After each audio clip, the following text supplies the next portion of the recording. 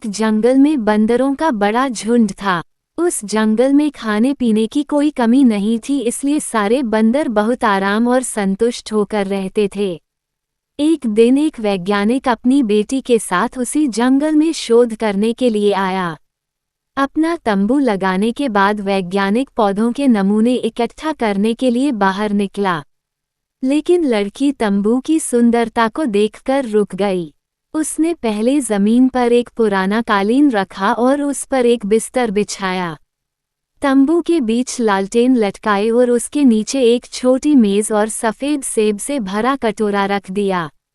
वह सेब देखने में बहुत ताज़ा, खूबसूरत और बड़े लग रहे थे।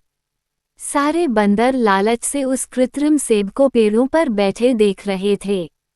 तंबू के सामने जगह साफ करने के लिए लड़की बाहर निकली, तब एक बंदर ने तेजी से झपटा मारा और एक कृत्रिम सेब उठा लिया।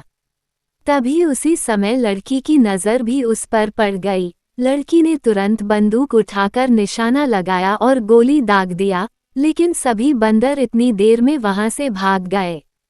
काफी देर के बाद सारे बंदर रुक गए जब उन्होंने देखा कि अब उनका कोई पीछा नहीं कर रहा है। चोर बंदर ने हाथ उठाकर सबको सेब दिखाया। सभी बंदर हैरत से और ललचाई नज़र से उस बंदर को देखने लगे कि उसे कितना अच्छा सेब मिला है। सभी इस कृत्रिम सेब को हाथ लगाने की कोशिश करने लगे। चोर बंदर ने सबको फटकार कर ये कृत्रिम सेब लिया और एक पेड़ की सबसे ऊंची शाख पर जाकर सेब खाने के लिए मुंह में दबा दिया। कृत्रिम सेब बेहद कड़े प्लास्टिक से बना था। बंदर के दांतों में चबाने से दर्द शुरू हो गया। बंदर ने 2-3 बार और कोशिश की, लेकिन हर बार दर्द होने लगा। उस दिन चोर बंदर ने पेड़ की उसी शाखा पर भूखा रहकर गुजारा। अगले दिन वह पेड़ से नीचे आया।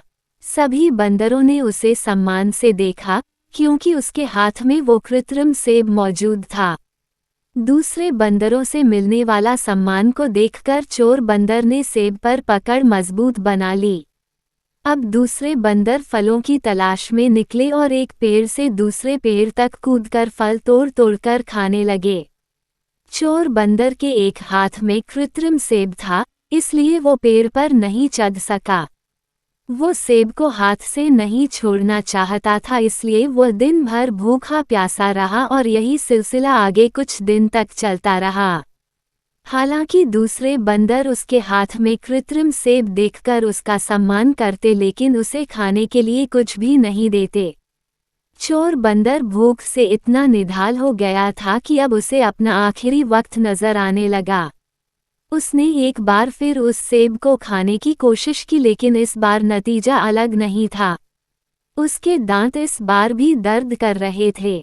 चोर बंदर को आंखों के सामने पेड़ों से लटका हुआ फल दिखाई दे रहा था, लेकिन इतनी हिम्मत नहीं थी कि वह इन पेड़ों पर चढ़ सके।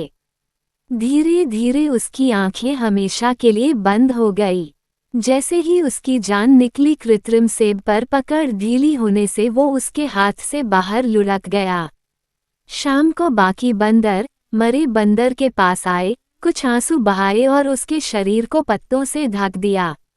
जब वो ये कर रहे थे तब एक और बंदर को एक कृत्रिम सेब मिला और उसने अपना हाथ ऊंचा करके सभी बंदरों को सेब दिखाना शुरू कर दिया।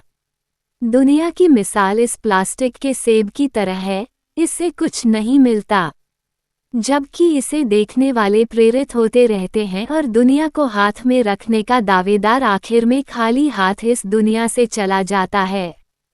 कोई और आकर उसकी दुनिया पर कब्जा कर लेता है।